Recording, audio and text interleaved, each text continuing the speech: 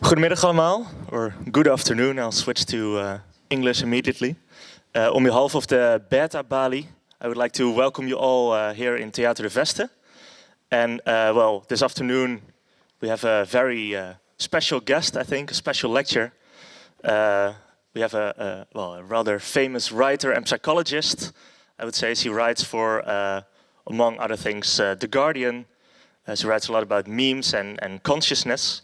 And I'll take this magazine with me. This is a magazine with a recent article, and there's more information also about consciousness. So if after this lecture you are interested in it, have a look. They're over there on the table next to the door. So take one with you.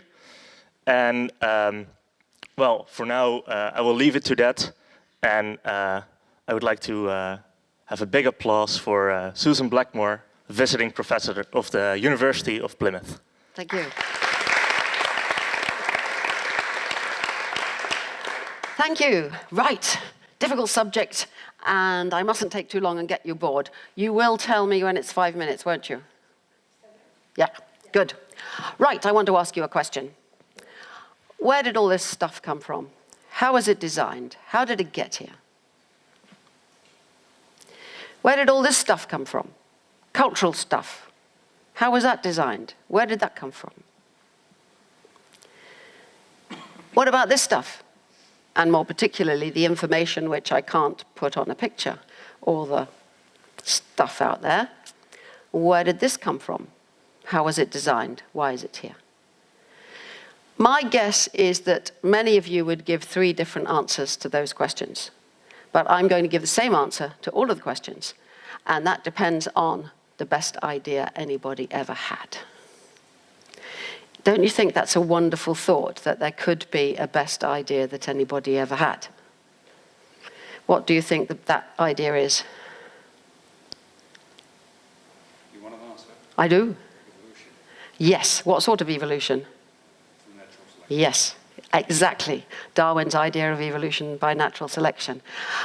It's the best idea anybody ever had. I didn't first say that. Other people have said it, and I agree with them, because it's very difficult to grasp. Once you grasp it, it's so simple and so obvious. It amounts to, well, it gives rise to the idea of universal Darwinism, that we can apply this brilliant idea in all sorts of different ways. But why it's so simple and so beautiful, sorry, I'll say that again in a minute. The term universal Darwinism was coined in Richard Dawkins' 1976 book, The Selfish Gene. Has anyone read that? Good, excellent, 4 of you. Oh, the rest of you, you really should read it. It was published in 1976, and you might think, why should I read a book that's that old? Of course, some of the biology in it is out of date, but the principle is fantastic. I'll say a bit more about it in a minute. Also, if you look it up on Amazon, I looked it up a little while ago, there are something like 8 million books on Amazon, and there's a rank order. Are any of you authors? No? If you were, you'd probably, like me, you look up your own books, and they're always in the hundreds of thousands.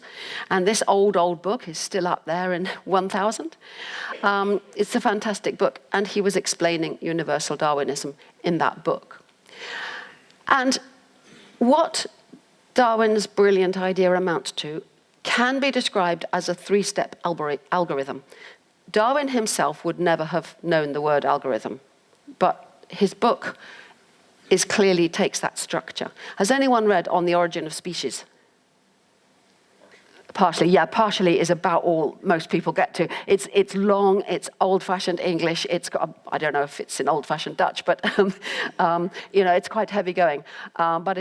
So I will give you a synopsis of On the Origin of Species, 1839. So Darwin says, 1, if creatures vary, which cannot be doubted because I've been to the Galapagos Islands and I've measured all the beaks of the finches and I've shown that they're all different and I've measured and 100 pages later. And if there is a struggle for life, which cannot be doubted because of malthus and starvation, and because I measured how long it would take the earth to fill up with elephants if none of them died, and how many tadpoles are born from frogs, and blah, blah, and 100 pages later. And if the very few that survive pass on to the next generation whatever it was that helped them survive, then the next generation has to be better designed or better fit to that environment than the parents were. 1, 2, 3. Again and again. Copy, vary, select. Copy, vary, select. Copy, vary, select. The result of that process, as the philosopher Dan Dennett says, you must get evolution or design out of chaos without the aid of mind. Now, poor Darwin didn't publish his book for ages. Why? What's it got to do with that? Well, you don't need God. I mean, you don't even need minds. I'll come to that later. But once you understand that evolutionary algorithm, you no longer have any possibility of thinking God designed us in his own image, like I was taught as a child. Because it's obvious. Design comes about inevitably from this process. What do you think is my favorite word in that slide? Master. Well done. Either you've heard me say that before, or you've got the point. It's the inevitability of this process that is so fascinating, that it must happen. Things must get better suited to their environment. So, going back to Dawkins's book, The Selfish Gene, he was explaining this in the book, and obviously, most of the book is about selfish genes. And he was explaining that genes are a replicator, that is, information copied with variation and selection. They're selfish, not in the sense that all the genes in your body are sitting there going, ooh, I want this, I want that. No. They're just selfish in the sense that they can get copied, if they can get copied whenever, however, they will. And they will fill up the universe if they can. And that they enter into competition, of course. That doesn't mean that we're selfish. Selfish genes give rise to groups of animals and altruistic plants that help each other, and friendship and families and all these things. But the genes, it all bubbles up from the genes, and they are selfish. But he also wanted to I'm pointing in the wrong direction, aren't I? He was trying to make the point that genes are just one example of a replicator, information that's copied with variation and selection. And there could be others. This is the idea of universal Darwinism. It's a general principle that would apply to any information that undergoes those 3 steps. So, to make his point clear, in the very last chapter of this book, he asked this famous question, are there any other replicators on this planet? And his answer, as you can imagine, was yes. Swimming about in the primeval soup of culture is another replicator. All the things that we copy from person to person to book, book to person, person to sofa, sofa to person, everything that we copy. Because we humans, unlike other species, can imitate, and we're copying each other all the time. So, he said, I need a name for the new replicator. I need a name for the new replicator. I want a word that sounds a little bit like gene. I hope my classicist friends will forgive me if I abbreviate the Greek word mimeme, which means that which is imitated, to meme. And that is where the word meme comes from that book. So the fundamental definition of a meme is that which is imitated. So anything that is copied from person to person, it counts as a meme. Would you just do something for me, please? Anything you like. Oh, all right. Now, that's a meme. It's not a very good meme. It's not a very interesting, sorry to be rude. It's not a very interesting meme. It will die out straight away. I am not going to go out in the street and go, copy this. It's also too close to what little kids do anyway. But, that's the idea, anything. But of course, that's not a very good meme. But we'll come to better memes in a minute. So memes are defined, that's the core definition. You'll find other definitions in dictionaries. But this then includes all the words that we speak, all the words in English, all the words in Dutch, all the words in any language, and whole languages, and songs and stories and games and technologies and scientific theories and money and all of these things that are part of culture. In other words, on a meme theory, all of culture is created by this evolutionary process, and culture is evolving in the same way that biology is evolving. Sorry, I'm really tired. Please forgive me. I was in Las Vegas last weekend giving lectures, and I was in Sydney the weekend before giving lectures, and I don't know what time of day it is anymore, but I'm very glad to be in a nice country near home. But forgive me if I fall over and die or something, you know. But pick me up and I'll carry on. So, of course, we come to internet memes. Now, I am not really in the modern world, and I don't know about the new internet memes, but I just tell you about my absolute favorite internet meme that ever was, which is Ceiling Cat. Do you remember Ceiling Cat? Yes? Oh, some of you do. Good. I absolutely loved Ceiling Cat, and my grandson and I used to kind of go, there, it's gone. You know, and we'd burst out laughing, and it was hilarious, you know? Now, Ceiling Cat is watching you masturbate. That was the first picture. But what happens? Everyone puts up, Ceiling Cat is watching you doing this, doing that, everything else. And then Ceiling Cat has different cats. And then pretty soon we've got the religious implication. Oh, Ceiling Cat's God, really, isn't it? So what about Basement Cat, the evil one coming up from below? So you get the ultimate fights. And then, of course, people love cuddly cats, don't they? So you get, oh, Ceiling Cat and baby Ceiling Cat and baby Basement Cat.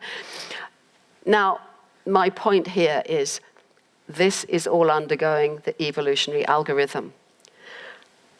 And we, the human meme machines, are doing the varying and selecting. I have no idea how many Ceiling Cat memes there were, I mean images, but probably thousands, maybe tens of thousands. And how many got famous? 20, 30.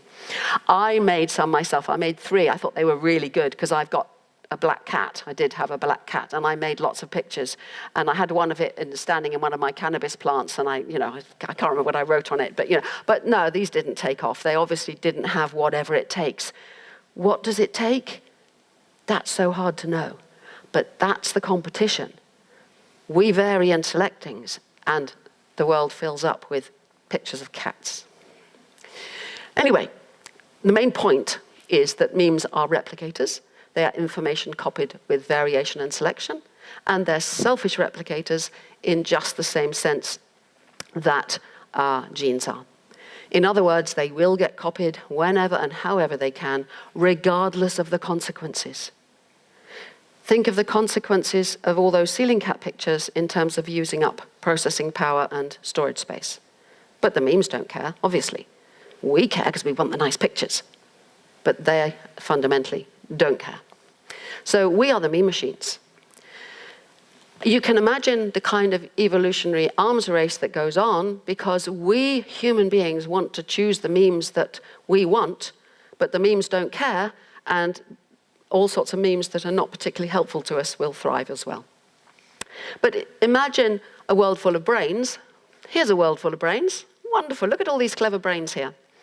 And far more memes than can possibly find homes in these brains. And what's going to happen? So imagine, if you will, just think when you woke up this morning, what were the first memes that hit you? You might have spoken to somebody. That's words, that's a meme. You might have turned on the radio or the TV and listened to the news and Trump, Brexit, oh, go away. You might have read the newspaper. You might have, I don't know what oh, it's Sunday. You might have, I don't know, seen the cornflakes packet. These are all memes coming at you. How many of those do you remember? Not very many. Of all this lecture I give you, how many of it will you remember? Some, I hope, but not much. And even less will you pass on. That's the process going on in your lives every day. So we have to ask the question, which memes will succeed? Well, you know where the best memes are, don't you? Oh, how does this work? There they are, they're best memes. I have the best memes.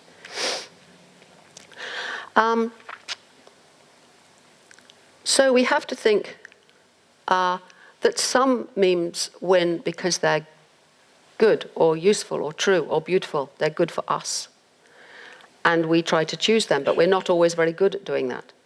And then lots of memes win despite not being of any use to us. In fact, they can be positively harmful, like junk food, like claims of psychic powers. I've spent a lot of my lifetime, I used to be a parapsychologist. I even worked in the parapsychology lab in Utrecht for a while, investigating the paranormal and finding out that there almost certainly isn't any paranormal. And these claims go on and people make money out of it and delude other people and, oh, this is terrible. Anyway, and then there's religions. The concept of a memeplex is like a whole complex of memes, and religions are a perfect example because they protect themselves, as does an organism, with threats and promises. So at least the monotheistic religions, you cannot get trapped by one of those religions if you're not a dualist, if you don't believe in a spirit or soul or something in there, which enables the religion to threaten you with hell, promise you heaven, promise you that you'll be a good person if you follow the rules of that religion. And we all have a biological desire to be seen to be a good person or a nice person.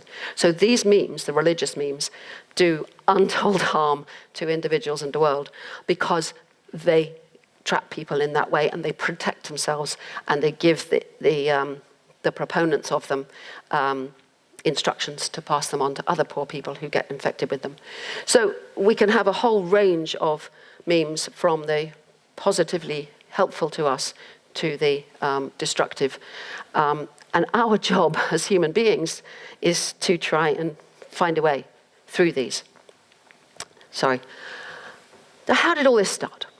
It started, you might think this is a really silly picture with these rather odd-looking people, but this was the Scientific American made this picture for me, my first ever article on memes some time ago. So I'll allow it to be scientific. But the idea is very clear. This guy's worked out how to light a fire. These guys are learning from him, so they're going to keep warm. This guy's going to freeze to death, and so he won't pass on either his genes or his memes. And that's obviously useful. These guys here are putting feathers in their hair. Now, maybe that will attract better mates, and maybe it will be useful for status or something. But for some reason, that will thrive, but it's not actually very useful.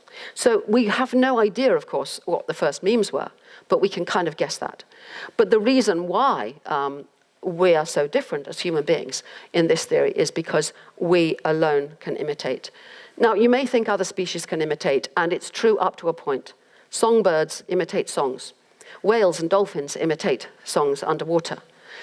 Some birds can imitate quite well, particularly crows and magpies. But most species can't. Now, up here is, that is Chantek, orangutan. I made a TV program some years ago about, it was called The Cleverest Ape in the World. And in the end, it turned out that I wasn't the cleverest. There was a chimpanzee who was cleverer than me. Ta-da! That's television for you. Anyway, I went to visit Chantek, and he was then 28 years old. And for 26 years, he'd been trained to imitate. And he could just about do it very slowly. And with a huge effort, you could see him struggling, you know. And the trainer would say to him, Chantek, Simon says, put your hand on your head. And he would very slowly, you know, and he could just about do it. Now, we're different.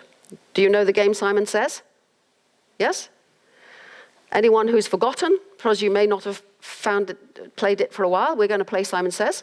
Okay, so if I say Simon Says, put your hand on your head, then you put your hand on your head, please. If I don't say Simon Says, then you don't do whatever it is. Okay? You ready? Right. Simon says, bang your foot. Simon says, bang your leg. Simon says, pull your ear. Simon says, rub your nose. Put your hands in the air.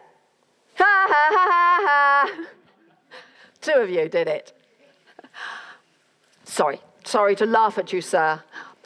But thank you, because if no one does it, then my demonstration has failed.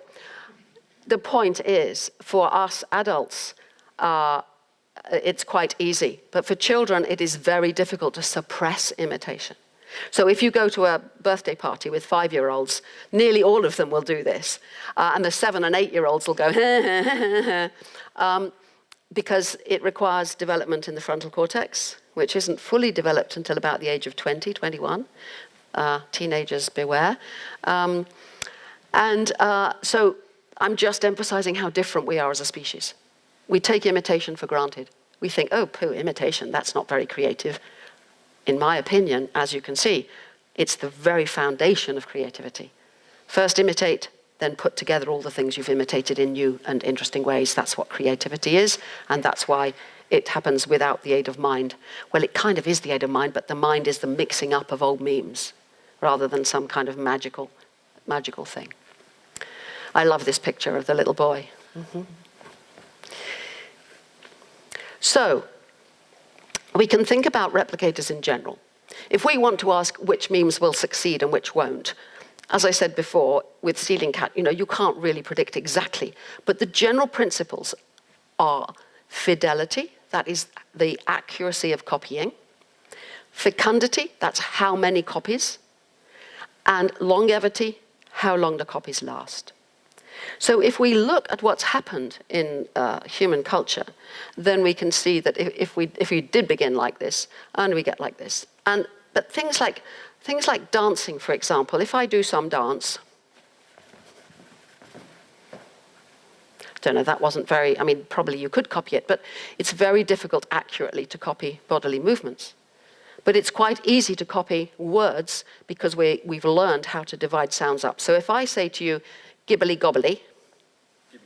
Yeah, see, it's easy. Whereas I think you'd find it difficult to do exactly the same movements. So that's a difference in fidelity that comes about by digitizing things. And of course, books are more digitized. And we can see in the history of this process of digitizing, writing,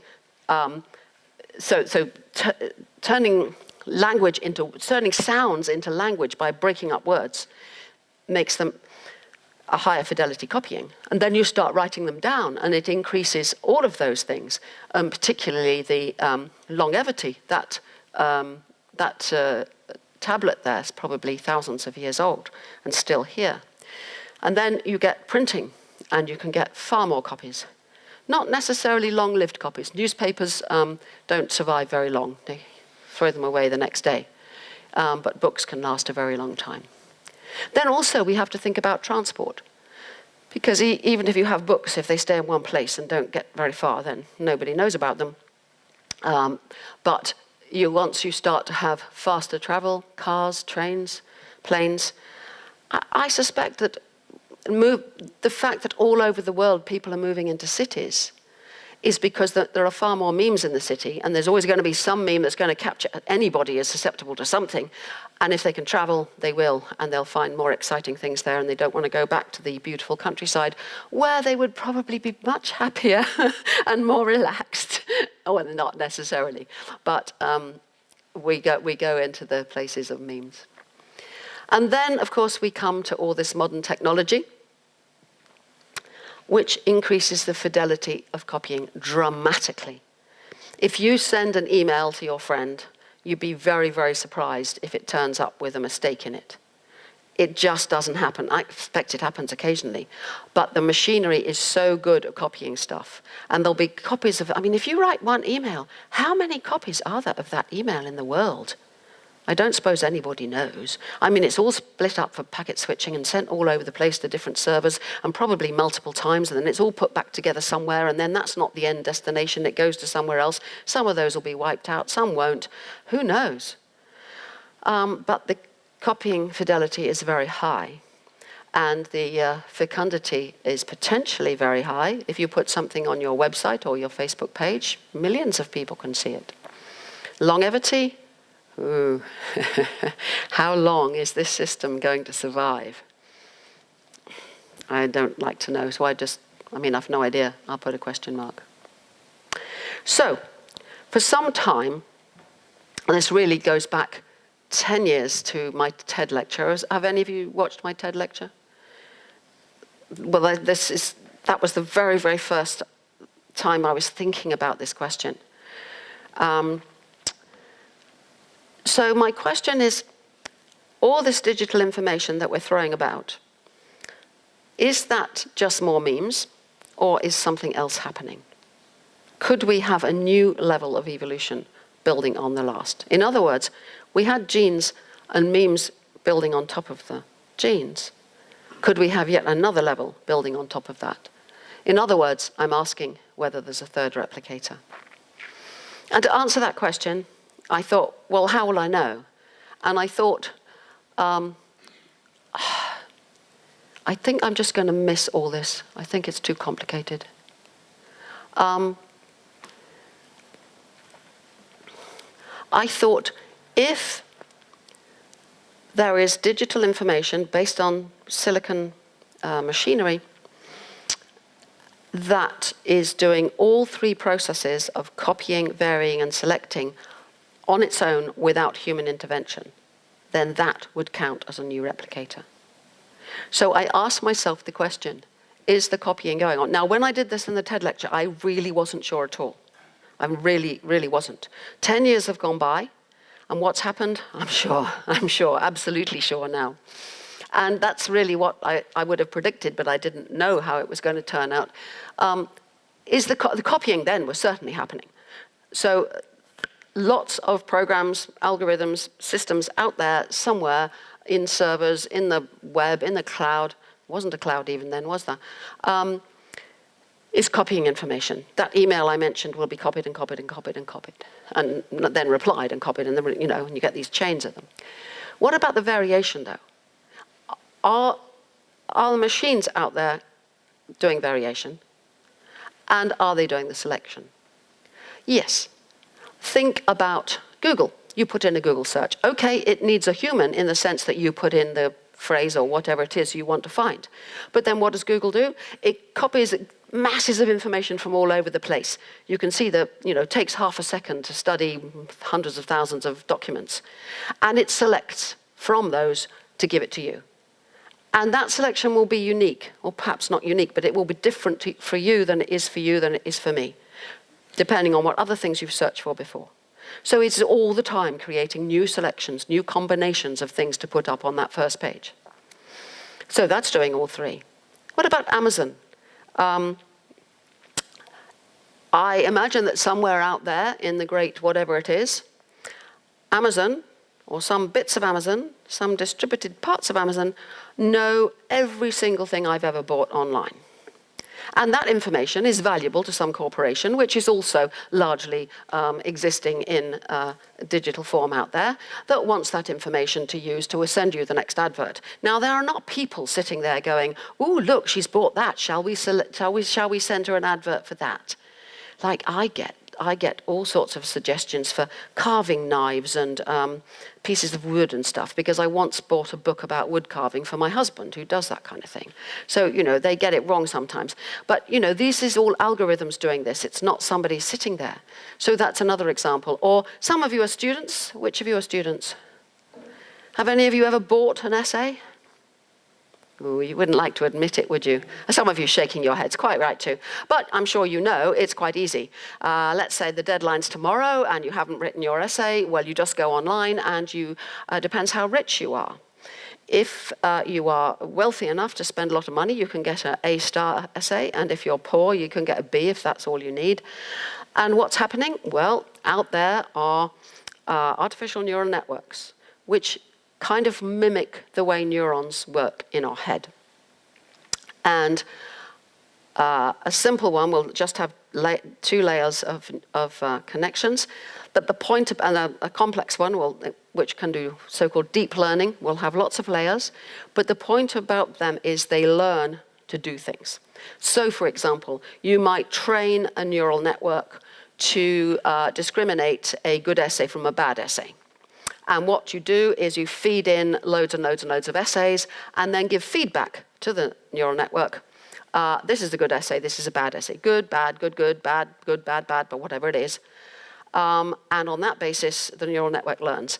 Now, what's interesting about this is that you as a human being can look at the network after it's all settled down using some algorithm to put the learning in place, which changes the connections between all the units. But you don't know how it's done it.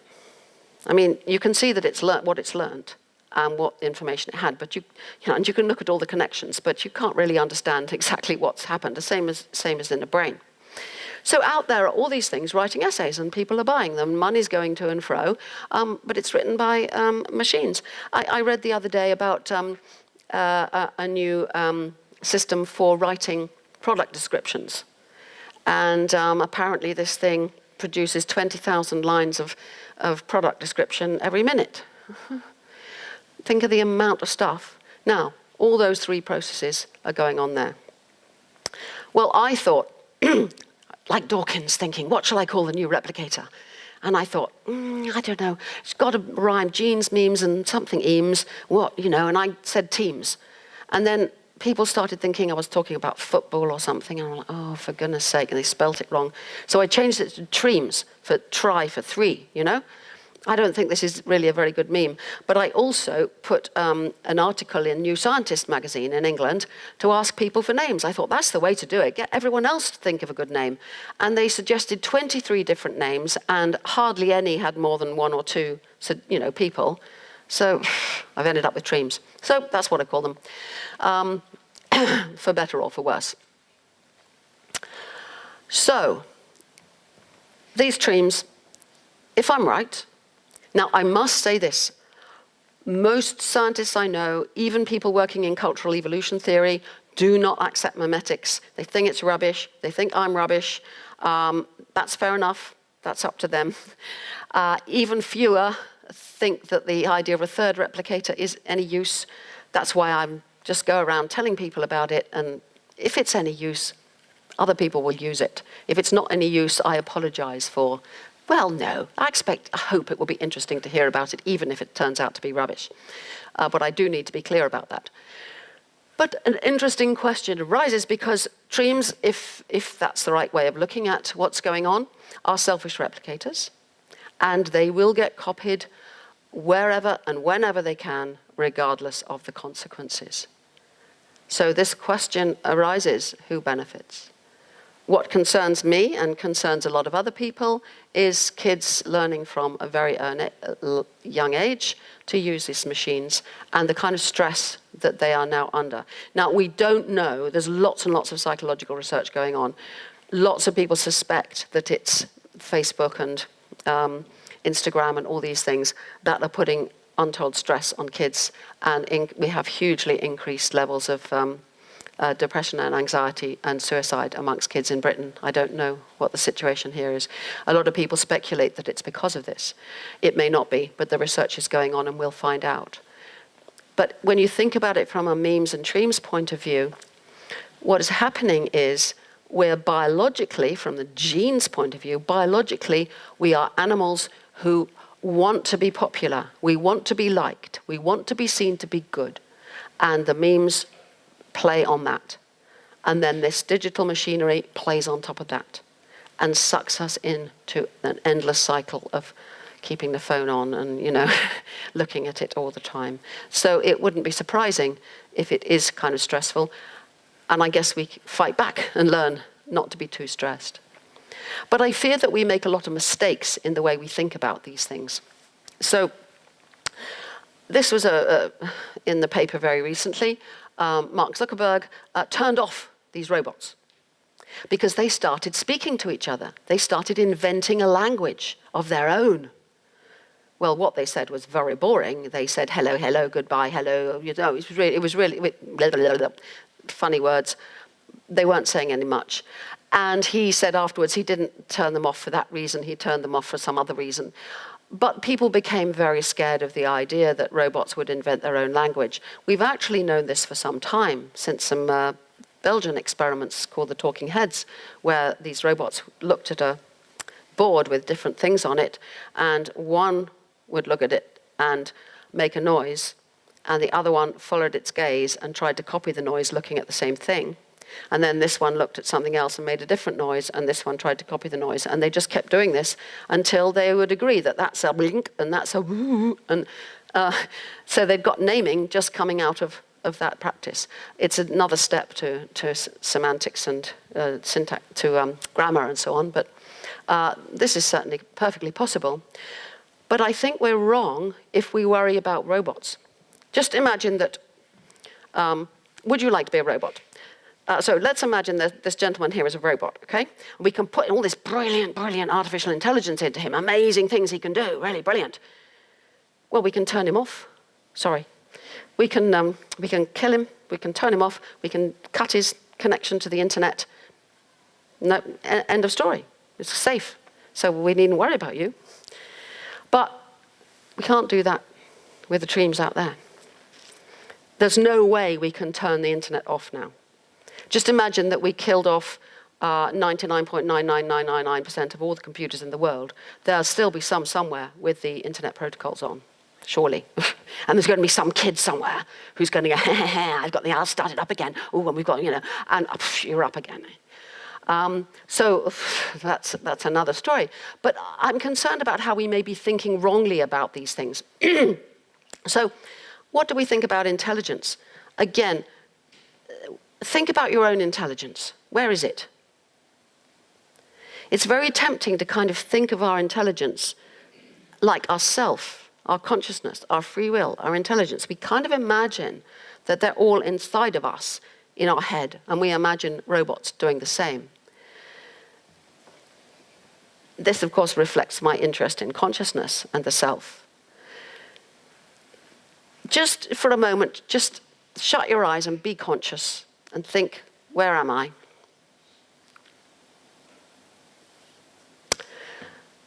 Okay, does it seem a little bit like that? That you're kind of inside your head looking out? I mean, I know you don't think there's a sofa in your head, but do you feel as though you're kind of in charge of your body? You're in there, you're intelligent, awake, conscious, and you're in control of the body. That is, not everybody feels that way, but that's a common way to feel. So it's kind of natural that we assume that intelligence is that kind of unitary thing. But in fact, our intelligence comes from a multiple parallel brain. I mean, a brain doesn't have a middle where a self could sit. It is an extraordinarily kludged together by evolution construction with all these different capacities. So our intelligence is in fact not a sort of pinnacle of what people call general intelligence. It's a whole lot of different things that you can do. And do very well, mostly. Speak and walk and talk and eat food that doesn't kill you and all sorts of things like that. But if I'm right about what's going on out there, then exactly the same thing is happening there. Artificial intelligence, the kind that we really need to think about, is not something we can put into our robot there and turn off if we want to.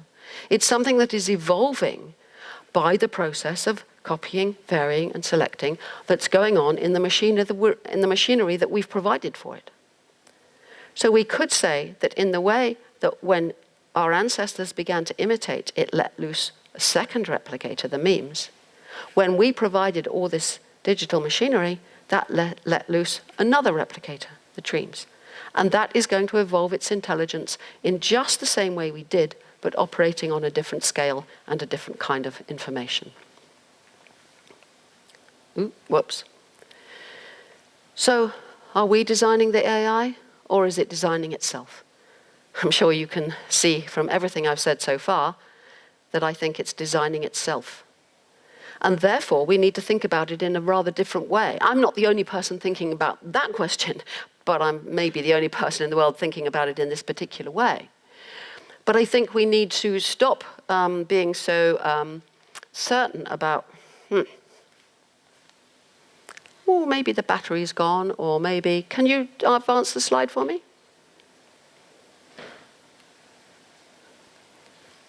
Oh, sorry, have you got to go miles away? I wish I could remember what the next slide is, because then I could do it myself. Oh, it's done it. Oh, it did it briefly. I did it. Oh, you did it. Sorry, do it again. Sorry. Thank you. So I've read quite a lot of things. Max Tegmark's latest book, have any of you read that? And various other books that I've read, and articles as well, where people are saying we must imbue artificial intelligence with the right morality and the right ethics. So with an example of a self-driving car, a self-driving car is a bit like a robot. I mean, you can turn it off and put it, bury it. You can do all sorts of things with it to get rid of it.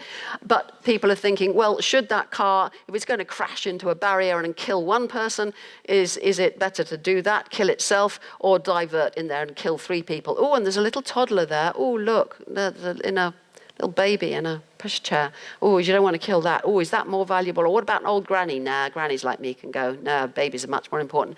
I mean, how do we do that? That's perhaps reasonable when you're thinking about self-driving cars. But when you're thinking about an evolving intelligence out there, artificial intelligence in the broad sense, where is its morality going to come from? Well, if I'm right, it's going to come about in exactly the same way that ours did. The reason we have morality and ethics is not, in my opinion, because some God gave them to us. It's because we evolved as a social species where it's very important, firstly, to love your children and protect your own genes. But secondly, we can't live as human beings without living in groups and caring about our friends and helping each other and building up trust. And it goes wrong and then we build it up again and so on and so on. This is where our morality comes from, and all our arguments about what matters most, human suffering and how we reduce it, and all of these difficult arguments. Now, that's come about through an evolutionary process. The same thing will come about through the tree evolution.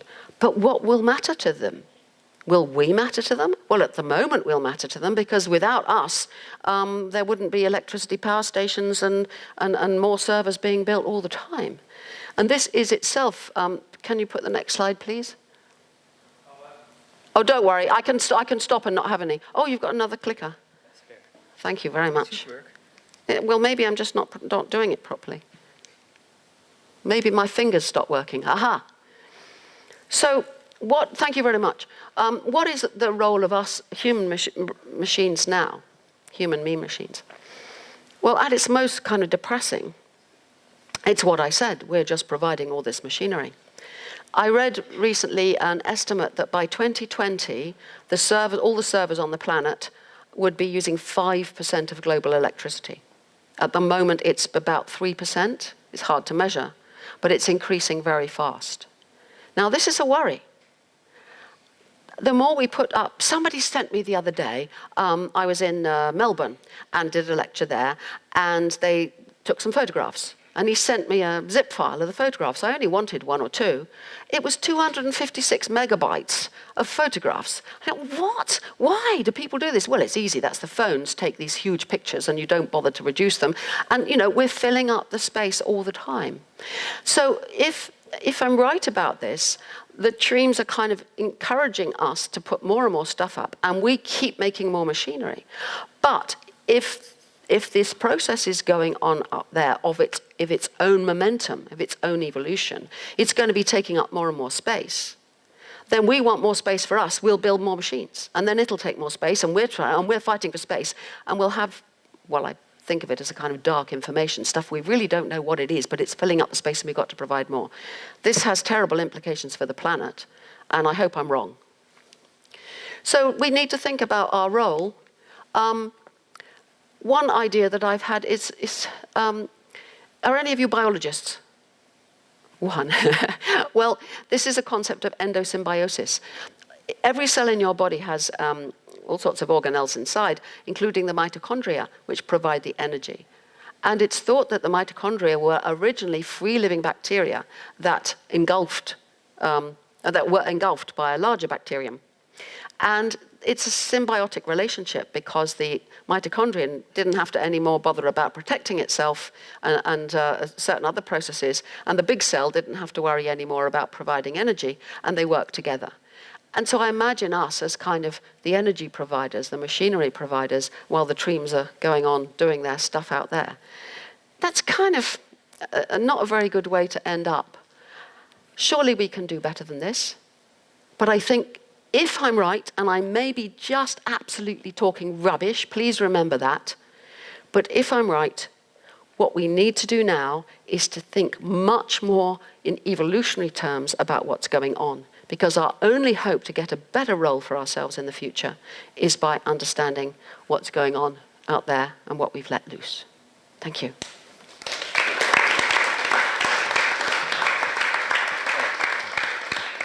Thank you very much.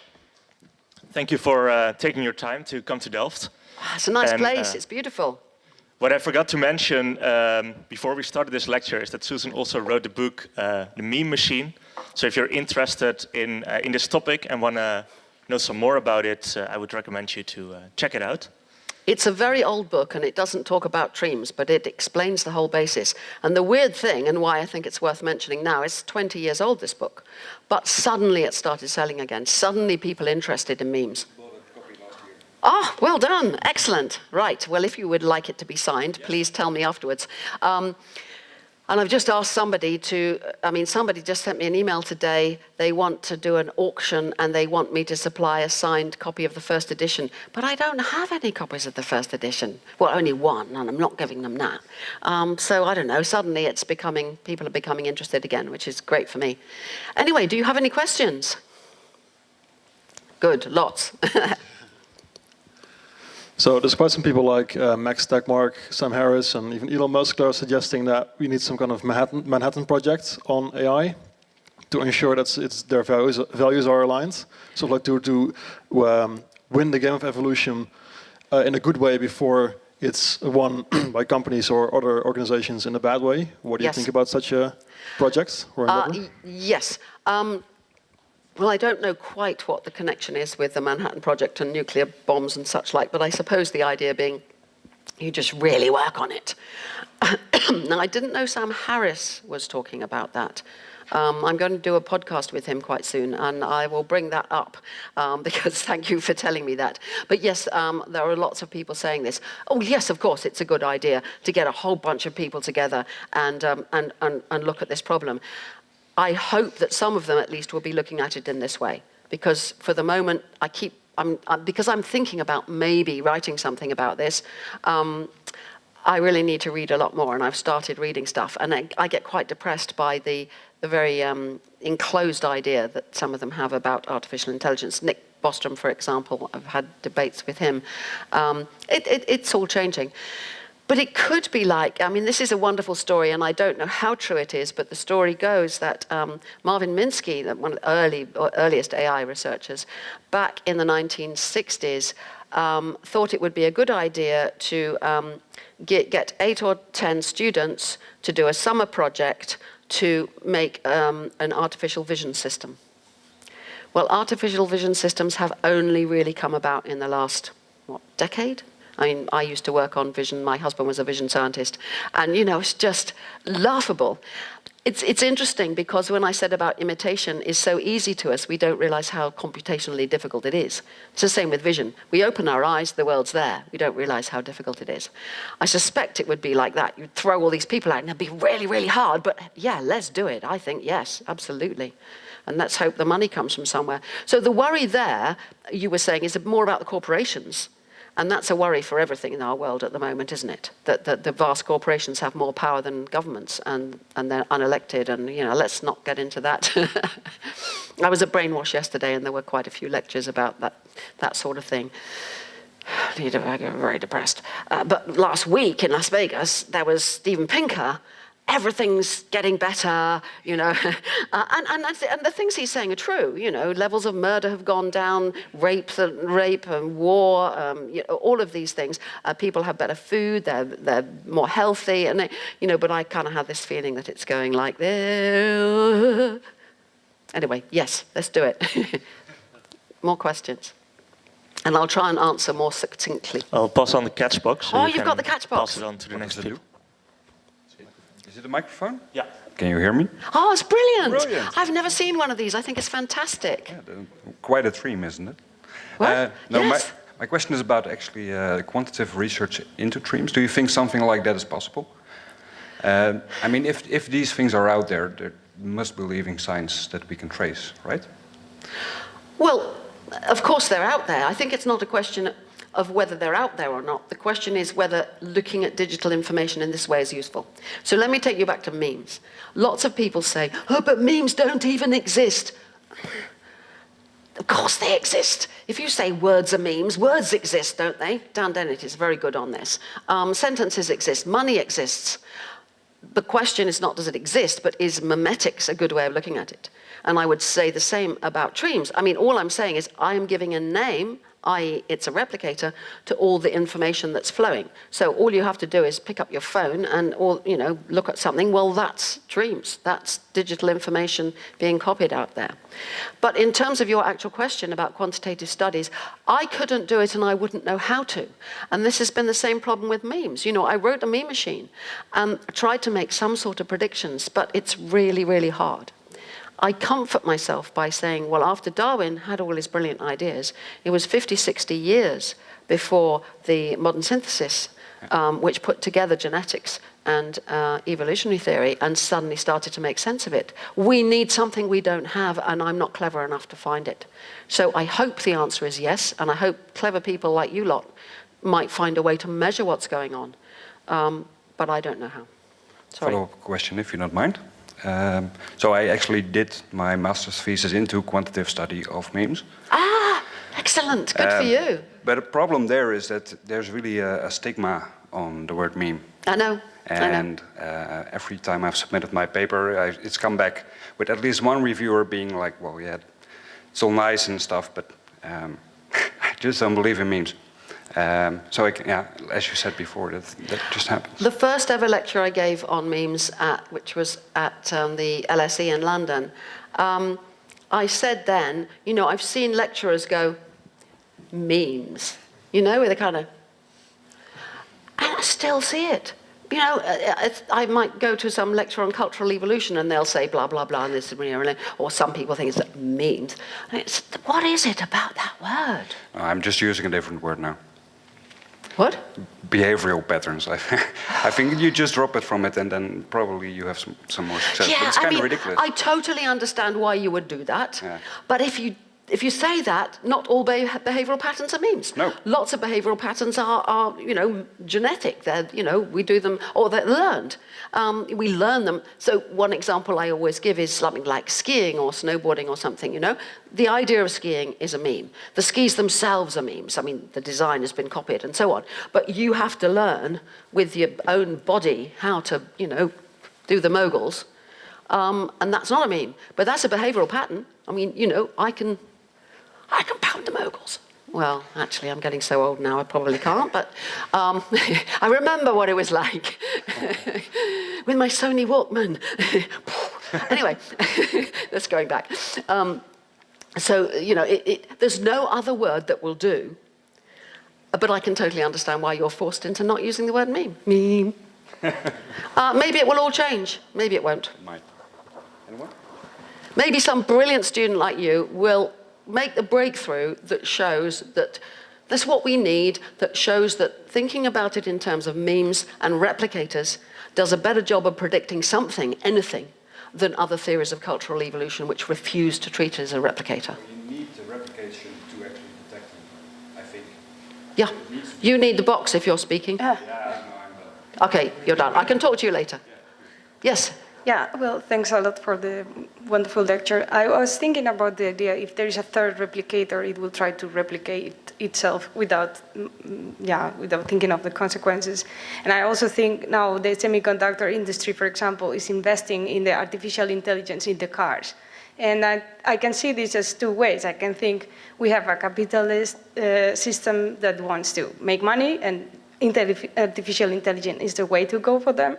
But I can also see it as artificial intelligence installing itself in a different medium, right? Yeah. And first of all, it's kind of scary, that's one. But the second is also, well, how can you really stop this type of evolution? Because as you said— How can you what? Can you stop this type of evolution? Because it's a matter of selection, you also said that. And it's like we are selecting this. I mean, we as a context select this artificial intelligence to succeed. So, Shall I just lie down on the really? floor and cry? No, but is it that bad? If it's a symbiosis, where is the problem? I mean, it would be a foreseen problem, of course, but If it was a symbiosis as I described it, then our life would be as slaves. it would be symbiotic in the sense that the tremes or tremosphere would be getting the machinery it needs. What would we be getting? Oh, more images, more internet memes, more Facebook, more communication with each other, more, oh, I'm so important, you know, which we're biologically made to want. It's not a very happy symbiosis for us. In that view, I try to think, and maybe you can think of happier symbiotic relationships. But I must say, coming to the Netherlands and being at Brainwash yesterday and the day before, everybody is kind of throwing at me big corporations, capitalism, the problems of the economic systems in the world, which is not something I normally think about. I'm normally thinking about psychology and, you know, whatever. And I'm really having to think about this, and I don't have any answers. I mean, you're talking about, you know, imagine these big corporations out there which want money. All the people who work in them are kind of, that's their world, to make their corporation do better than the other one. I'm not going to lie down and cry. I'll just say, I hope you lot, younger people than me, can find a way through this. So ask me something nicer, please. Oh, okay. I really would love, before we stop, to get a picture of this thing being thrown, because I've never seen such a thing. I think it's brilliant. We need them at home. Yes. I had a question, and it's maybe a little bit in line of the questions already asked. Why is Treem something to be afraid of instead of memes? Because some people would maybe argue that money, for example, or they used to argue that it's also something to be afraid of. So Yeah. what's the difference here? Why is Treems something to be warned and not, again, something like memes that we could use? Well, I think my basic reason, the argument I'm trying to give here, is that we should only be afraid if we're not understanding it. If we understand something, then we stop being afraid, or at least our fear turns us to do something helpful. That's kind of the point of my giving these lectures, to say, here's an idea, maybe this is happening, let's all try and think about it, and like you said, get a project going to think about it, and then we wouldn't need to be afraid of it. Another kind of answer would be, well, these are very powerful, and probably people were not at all afraid of money for hundreds of years, or when did money really start? I suppose a couple of thousand years ago. It depends what you quite count. But modern money, set loose from gold and so on, is not very old. And in the beginning, certainly people weren't afraid of it. The financial system seemed to be such a good idea. Capitalism in various forms seemed to be such a good idea. It's much more recently we've got frightened of it because of the scale of what's going on. So I think it should be the same with Treems. I mean, there are lots of wonderful things that we can now do because of all this equipment. Most of my life, if I had a question like, what is this flower, or what is that bird singing? That wouldn't help with that. But what is this flower? Or what was the name of the prime minister in 1900 or something? I would have to go to my row of encyclopedias and know the alphabet and pull it out and look through and it would take ages. And now I just go, okay, Google, who was the prime minister in 1900? Beep, beep, it was, I don't know who it was. Or what's this flower? And it will tell me. These things are fantastic, not to be afraid of. They're wonderful. And that's the problem, That's really what I was talking about as the evolutionary arms race between us trying to use this machinery for purposes that are actually useful for us, as opposed to it using us. We should be afraid if we're so blind that we don't see its power, but we shouldn't be afraid if we can understand how it works and try to use it for the benefit of the whole planet. Because actually I think we're in such a bad state now, we need to think about the whole planet, not just me selfishly being able to identify a flower or something. We need to think about climate change and sea level rises, and particularly here, but also in England. Sorry, I could go on forever on your question. I'll leave it at that. Don't be afraid. I saw one more question behind you. Yes. I'm still not really sure whether this separation between memes and Treems really makes much sense. But Okay. The questions, for example, we have like money was one thing, but with agriculture or like medicine or whatever, things we don't really understand in all facets. We know it works, but we don't know every aspect of it. The same is true with, but you add a morality dimension to it. So the morality is like a symbiosis, and that's bad or good or whatever. But for example, agriculture, if you put it in morality terms, you can also say, okay, it's good, it feeds us, but you can also say, through this modern agriculture, with so many people on this planet, it really destroys our nature, everything comes from it, so basically we are slaves of the agriculture, which constantly replicates itself. Is there a fundamental difference between those culture techniques and the new ones that you see? Well, I'm defining streams as digital information copied by silicon-based machinery.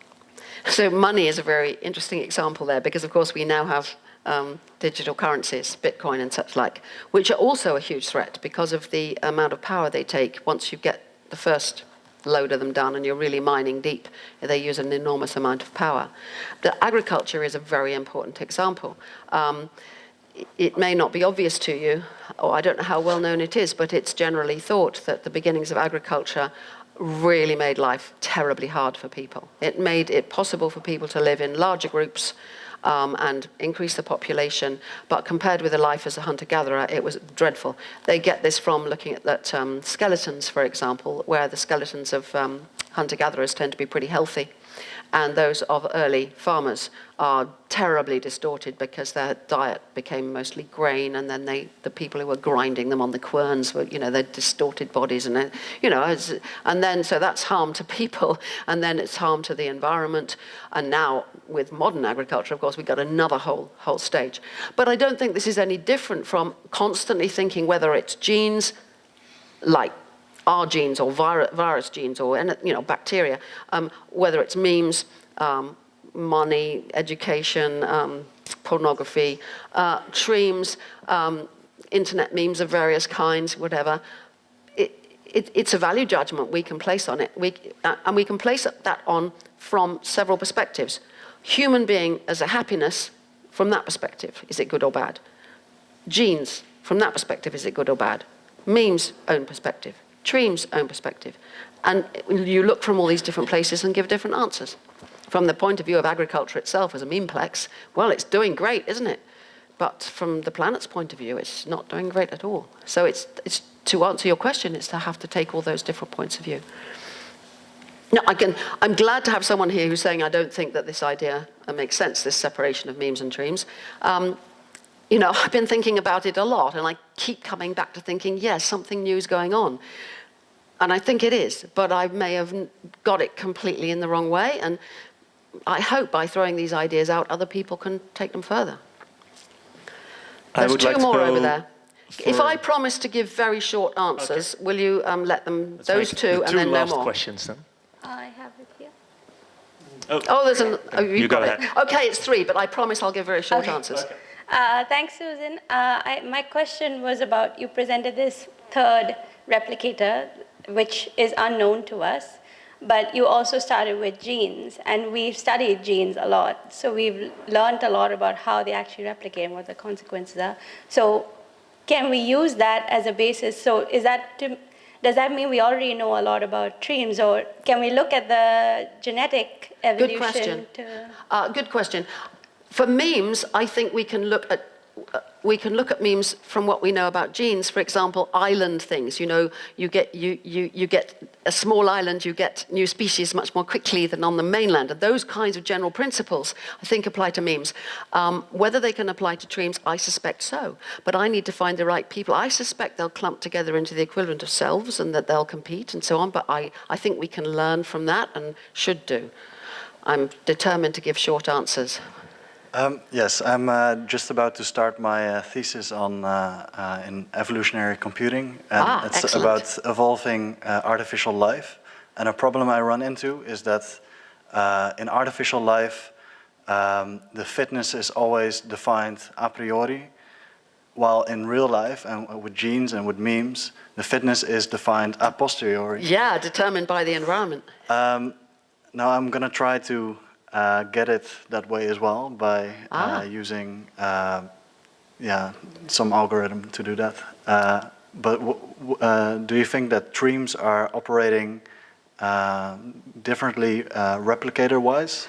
No, exactly the same. Every algorithm out there, every conglomeration of operations out there is competing in a particular digital environment that is going to determine its fitness. But is its fitness defined by humans, so beforehand? I'll say this. It's defined 10 years ago almost entirely by humans, now quite a lot by humans and quite a lot not. Increasingly, as it gets bigger and bigger and it's going very, very fast, increasingly that environment is an environment of other streams and other stream complexes. What would you call them? Streamplexes, I don't know, whatever, the conglomerations out there of processing capacity and processing systems. So that would be the trajectory I would see happening. Okay, thank you. The wonderful thing about being asked questions is, I mean, I don't know, where did that answer come from? I mean, I'm just trying my best to think, and it's really nice to be pushed to think. I think there's one more. Yes, very briefly. Coming back to the topic of the difference in between memes and streams, I was thinking, as you were speaking, does it have to do with memes? The machinery is our minds, right? Yes. The replicate. Do streams need technology, right, outside? Yes. So they have their own energy footprint. Yes. Different from our brains, and Yes. that's kind of the. Is it that? That's what I'm difference? worrying about. Okay. That's what I'm worrying about. When you say human minds, well, I'd prefer to say human whole bodies, you know, because I'm not sure what mind is really. But anyway, yes, absolutely. And I would say we're giving over more and more of the machinery which we thought we'd made for ourselves. We're giving more and more of it over to this new evolutionary process. That's what I would say. Now, before you all go away, I really want a picture of this, because I've never seen one of these things, and I would love to go and tell people in England, this is what you need. Could somebody in the front row kind of look as if they're about to throw it? Yeah, that's great. And perhaps you can just throw it, and I'll see if I can catch it. At you? No, throw it. No, not at me. Over to the other side. Okay. Thank you. That's great. Thank you very much. Thanks for your questions. I really mean that, because this is my 4th presentation since I've been here in 2 days. But I've been really made to think by all the questions people keep asking me everywhere I go. And I shall go home in a whirl, and maybe some good ideas will come, and maybe I'll decide it's all a load of rubbish, and I'm sorry that I told you about it. No, I won't be sorry. I'm glad anyway. But thank you very much. Once again, thank you. And now a beer. On behalf of the Beta Bali, we have a small present for you. Ooh, To, thank you. Well, remember Delft. Ah, that's lovely. Thank you. Thank you very That's very much. Dutch, isn't it? Thank you. And for you all, thank you for coming. I have 2 small announcements to make. I would like to say that on the 8th of November, Studium Generale organizes a philosophical cafe, in Dutch though, which will be here in this room also. And on the 17th of November, there is a technology and art festival by the university, in the Theater de Veste, and the Beta Bali as well. Also here in the theater and at several locations in Delft. You can check it out on highlightdelft.nl. And thank you very much. Have a good evening.